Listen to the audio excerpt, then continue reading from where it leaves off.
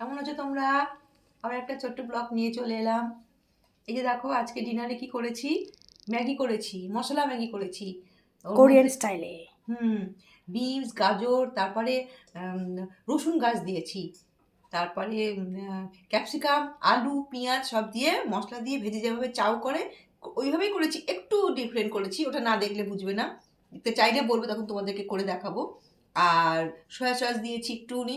আর এমনি অন্য কিছু দিইনি, টমেটোটা দিইনি, কারণ যেহেতু ম্যাগি মশলাটা টক টক মিষ্টি মিষ্টি থাকে বলে দিইনি। আর স্যালাড কেটেছি, শসা পেঁয়াজ আর ডিম সেদ্ধ করে নিয়েছি। এই হচ্ছে আজকে রাতের মেনু। কেন আজকে আমাদের সকালে আমার নেমন্তন্ন ছিল।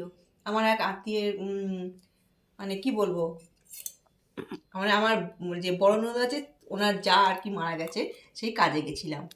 তো সেই জন্য আমার মেয়ের স্কুল থেকে ফিরতে দেরি দেরি হয়ে গেছে, মেয়ে আর যায়নি।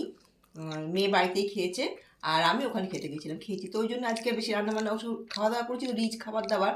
তো ওই জন্য আমার খেতে ইচ্ছা করছে না। ও বললো ম্যাগি করো মা। ম্যাগি করলাম, তাও আবার ও একটুখানি, ও তো খায়নি, ওর তো একটু স্পাইসি খাবার দরকার, তো একটু স্পাইসি করে করেছি এই। তাহলে দেখো কি খাচ্ছি তোমরা। এই দেখো একটুখানি খেয়ে তোমাদের দেখাই। এই দেখো ক্যাপসিকাম। হুম, দারুণ হয়েছে, টেস্টি, খুব ভালো হয়েছে। আমার ঝালটা কম খাই, ঝালটা কম দিয়েছি, ভালো হয়েছে। ঠিক আছে, বাই।